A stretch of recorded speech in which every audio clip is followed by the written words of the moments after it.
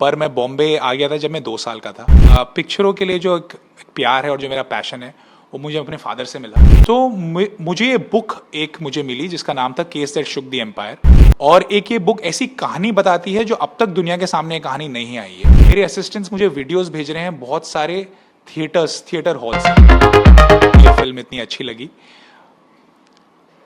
Sir actually मैं पैदा हुआ था मेरठ में, पर मैं बॉम्बे आ गया था जब मैं 2 साल का था।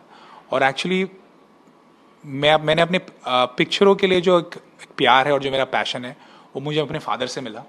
उन्होंने मुझे बहुत सारी फिल्में दिखाई and I grew up watching films of Rajkumar Santoshi. I grew up watching Damini. I grew up watching the large scale human dramas जो हमारी बॉलीवुड इंडस्ट्री ने बनाई।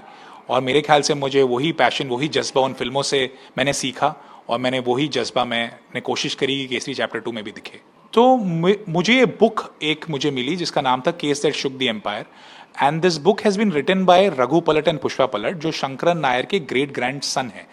जब मुझे ये बुक मिली और जब मैंने ये बुक पढ़ी तो मुझे लगा कि ये बुक में इतना सॉलिड मटेरियल है और एक ये बुक ऐसी कहानी बताती है जो अब तक दुनिया के सामने कहानी नहीं आई है।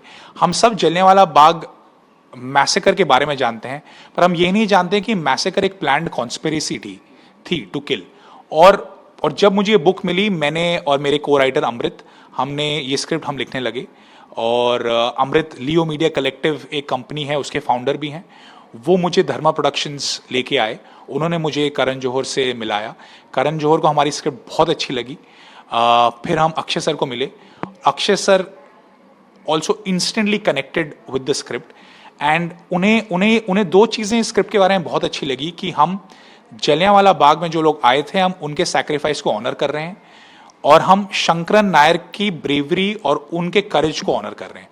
तो ये 2 चीज़ें उन्हें बहुत अच्छी लगी एंड उसके बाद one thing led to another and today we are sitting with Kesari chapter 2। कब शुरुआत की थी आपने इस फिल्म की? शूट का कब स्टार्ट हुआ था? तो ये मैंने लिखनी शुरू करी थी सर 2020 में। 2020 में मैंने लिखनी शुरू करी और इसकी शूटिंग शुरू हुई 2022 में। हमें ये फिल्म बनाने में 2.5-3 साल लगे क्योंकि इस फिल्म में बहुत रिसर्च लगी, इस फिल्म में बहुत प्रेपरेशन लगी। हम एक एरा डिपिक्ट कर रहे थे 1920s का। हम कोर्टरूम जो ब्रिटिश एम्पायर के ज़माने में कोर्टरूम्स होते थे वो डिपिक्ट कर रहे थे। तो इसके प्रेपरेशन में हमें बहुत वक्त लगा। हमने बहुत लोकेशन स्काउट, बहुत रेकीज करी मेरे और मेरे डीओपी ने। और हम चाहते थे कि हम इस फिल्म में ऑथेंटिक रहें और हम सेंसिटिव रहें क्योंकि हम एक ऐसी ट्रेजेडी के बारे में बात कर रहे थे, इसलिए इसमें सेंसिटिव रहना और उस पीरियड को लेके ऑथेंटिक रहना बहुत ज़रूरी था।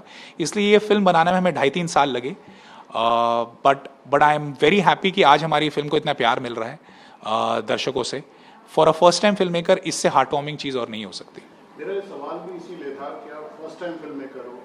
पहले तो करण जौहर का मिलना, अक्षय कुमार का ऑन बोर्ड आ जाना, ये सब बातें खुशी देती है। मगर पिछले कुछ समय से अक्षय सर की फिल्में बहुत अच्छा नहीं करती। कहीं कोई बीच में कोई डर आता था ऐसा कि ऐसी कोई डाउट आता था कि यह फिल्में नहीं चल रही? बिल्कुल नहीं, क्योंकि हम अपने मटेरियल को लेके इतने कॉन्फिडेंट थे। और मैं एक बात कहना चाहूँगा कि अक्षय सर इतने टेरिफिक एक्टर हैं कि ये शंका कभी भी नहीं आई और कभी भी ये डर बिल्कुल नहीं लगा क्योंकि हमारी स्टोरी इतनी पावरफुल थी, उनका परफॉर्मेंस इतना पावरफुल था कि आई वॉज वेरी कॉन्फिडेंट कि जब हमारी फिल्म आएगी उसे बहुत प्यार मिलेगा। और ये मैं कहूँगा ये इसलिए हो पाया क्योंकि उन्होंने इतना वक्त बिताया स्क्रिप्ट के साथ। हमारे इतने स्क्रिप्ट रीडिंग सेशंस हुए, मैं आपको बता भी नहीं सकता हूँ। उनका इनपुट, उनका फीडबैक हर सीन में रहा है। उनके बहुत सवाल रहे हैं। वो मेरे से जानना चाहते थे कि कोर्ट में लॉयर्स किस तरीके से बात करते हैं, किस तरीके से आर्ग्यूमेंट्स करते हैं, किस तरीके से एक डेकोरम होता है ऑफ अ लॉयर। वो शंकरन नायर की फैमिली से मिले, उन्होंने शंकरन नायर के बारे में समझा। उन्होंने शंकर नायर ने जो किताब लिखी थी गांधी एंड अनाकी, वो पढ़ी ताकि वो शंकर नायर की विचारधारा को समझ पाएं।